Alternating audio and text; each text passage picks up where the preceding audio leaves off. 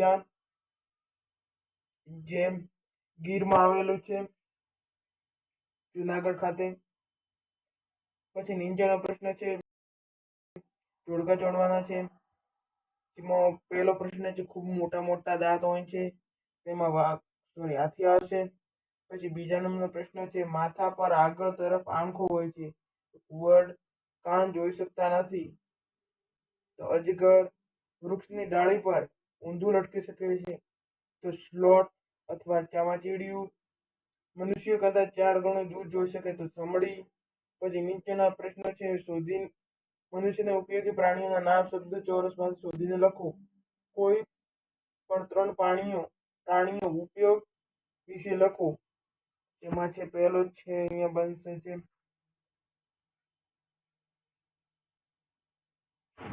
ઉપર અહીંયા બને છે કોડું.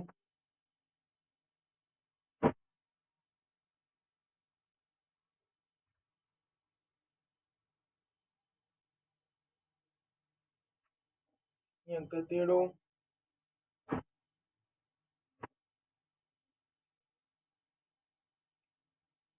ગધેડું.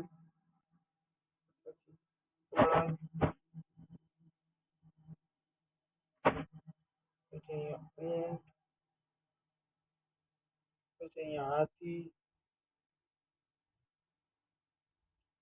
પછી અહીંયા બકરી. અહીંયા ઘોડું.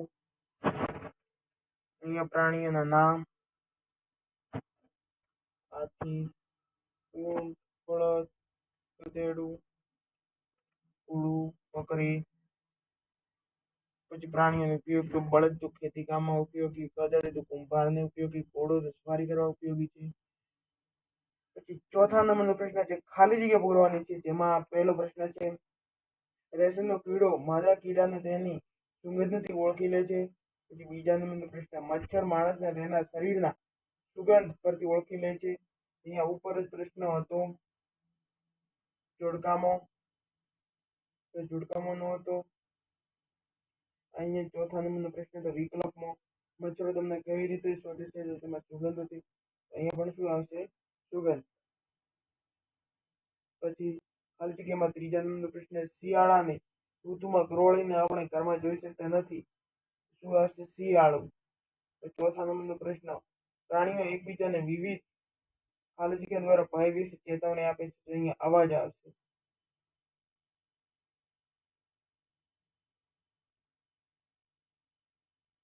પછી પાંચમા નંબરનો પ્રશ્ન છે, ખરા છે કે ખોટા તે દર્શાવવાનું છે.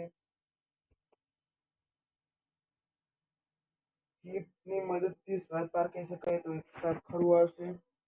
પછી બીજા નંબર પર, દરેક પ્રાણીઓની જોવાની દૃષ્ટિ સમાન છે, તે ખોટું આવશે. પક્ષીઓને કાન હોતા નથી, એ પણ ખોટું આવશે.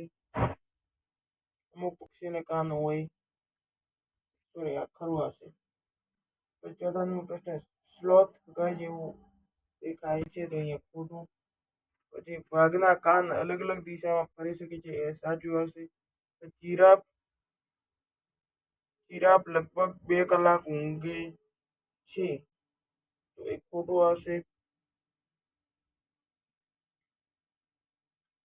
પ્રાચીન સમયમાં કયા પક્ષીઓ સંદેશા વાહક તરીકે ઉપયોગ થતો? તેમાં કબૂતર આવશે. કબૂતરના પગ પર ચીઠી બાંધીને મોકલવામાં આવતું. પછી ઓસ્ટ્રેલિયામાં જોવા મળતું વિશેષ પ્રાણી, તો ઓસ્ટ્રેલિયામાં કાંગારૂ, જે માણસને જેવું દેખાતું હોય છે, ઓસ્ટ્રેલિયામાં મોસ્ટ ઓફ દેખાતું હોય છે. પછી ત્રીજા નંબરનો પ્રશ્ન, ગંધની ઇન્દ્રિયો તમને ક્યાં મદદરૂપ થાય છે? તેમાં આવશે ખોરાક ખાવામાં, ફૂલ ઓળખવામાં, ખોરાકને સૂંઘવામાં, સારી ખરાબ ગંધ પારખવામાં. ચોથા નંબરનો પ્રશ્ન છે, કયા પ્રાણી પાસે પસાર થતા તેના કાન નીચા થઈ જાય છે? તેમાં કૂતરો છે. કૂતરા પાસેથી આપણે પસાર થઈ ગયા પછી તેના કાન ઊંચા, કૂતરાની પાસેથી પસાર થતા તેના કાન ઊંચા થઈ જાય છે. કૂતરા પાસેથી આપણે નીકળીએ ત્યારે.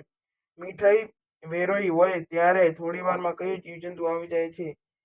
મીઠાઈ વેરાઈ હોય ત્યારે થોડી વારમાં કીડીઓ આવી જતી હોય છે. કાનના સ્થાને નાના છિદ્રો હોય તેવા 2 પ્રાણીઓના નામ લખો. અહીંયા મેં ઘણા બધા પ્રાણીઓના નામ લખે છે. માછલી છે, મગર, દેડકા, ગરોળી જેવા ઘણા હોય છે. પછી તમે કયા અંગ દ્વારા સાંભળી શકો છો? તો આપણે કાન દ્વારા સાંભળીએ છીએ. પછી 7મા નંબરનો પ્રશ્ન, દરેકના નામ લખો. તો તમે જોયેલા આંચળવાળા પ્રાણીઓ તો તેમાં તમે લખી શકો છો, કારણ કે તમારું લખવાનું છે. બીજા નંબરનો પ્રશ્ન છે, ખેતી કામમાં ઉપયોગી પ્રાણીઓ. તેમાં બળદ આવશે, ઘોડો પણ આવી શકે. પછી ત્રીજા નંબરનો પ્રશ્ન છે, તમે જોયેલા પ્રાણીમાં રહેતા પ્રાણીઓ. પાણીમાં રહેતા પ્રાણીઓ તો તમારું લખવાનું છે. તમે જે જોયા હોય પાણીમાં રહેતા હોય તેવા પ્રાણીઓ તમે લખી શકો. તમે જોયેલા જીવજંતુ, તમે અત્યાર સુધી જે પણ જીવજંતુ જોયા તો તે જીવજંતુઓમાંથી 2 જીવજંતુઓ અહીંયા લખવાના છે. પછી જે ઘરમાં જોવા મળતા પ્રાણીઓ તેમાં આપણે ઘણા લખી શકીએ. બિલાડી, ગાય, ભેંસ, બળદ,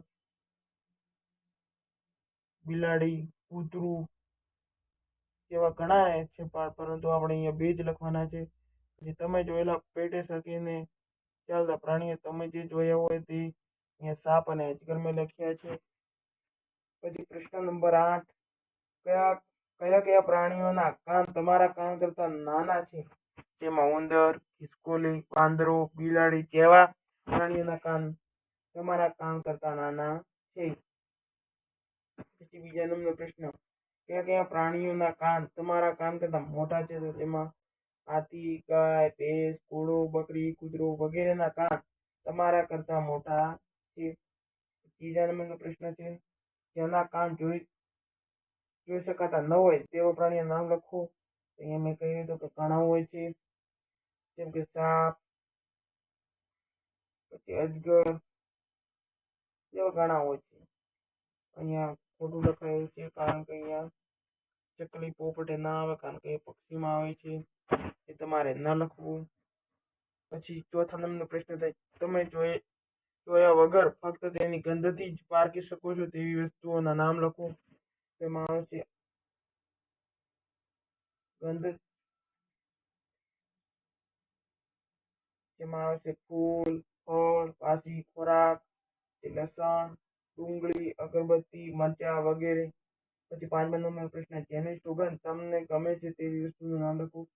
તમને જે પણ સુગંધ ગમતી હોય તે સુગંધ અહીંયા લખવાની છે. પછી 6થા નંબરનો પ્રશ્ન છે, કયા પ્રાણીઓ આપણી ભાષા સમજી શકે છે? તેમાં ગાય, ભેંસ, બળદ, ઘોડો, બકરી, કૂતરો, પોપટ વગેરે આપણી ભાષા સમજી શકે છે. જે કયા પ્રાણીઓ તમે તેના. પછી 8મા નંબરનો પ્રશ્ન છે, પ્રાણીઓનો શિકાર શા માટે કરવામાં આવતો હશે? તો તેમાં આવશે ખોરાક માટે, તેમની ચામડી માટે, જેવા કેટલાક પ્રાણીઓનો શિકાર શોખ માટે કરવામાં આવે છે. પછી છે, ગુજરાતમાં કયા રાષ્ટ્રીય ઉદ્યાન આવેલા છે? તો તેમાં ગુજરાતમાં ગીર રાષ્ટ્રીય ઉદ્યાન, કાળિયા રાષ્ટ્રીય ઉદ્યાન, દરિયાઈ રાષ્ટ્રીય ઉદ્યાન અને વાસંદા રાષ્ટ્રીય ઉદ્યાન જે ભાવનગરમાં આવેલું છે. 10મા નંબરનો પ્રશ્ન, એવા કયા પ્રાણીઓ છે જે કુદરતી ઘટના કે આફતમાં પહેલા પોતાની વર્તણૂક અને અવાજોમાં બદલાવ કરે છે? એમાં છે કાચિંડો, કૂતરું, કેટલાક પક્ષીઓ, માછલીઓ આફત પહેલા પોતાની વર્તણૂક અને અવાજોમાં બદલાવ કરે છે. પછી અહીંયા છે, નીચેનામાંથી પ્રાણીઓને ઓળખે અને તેનું નામ અને વિશેષતા લખવું. તો અહીંયા કૂતરાનું દ્રશ્ય આપેલ છે. કૂતરો પછી પાલતુ પ્રાણી છે, ગંધ પારખવાની સારી શક્તિ છે અને વફાદાર પ્રાણી છે.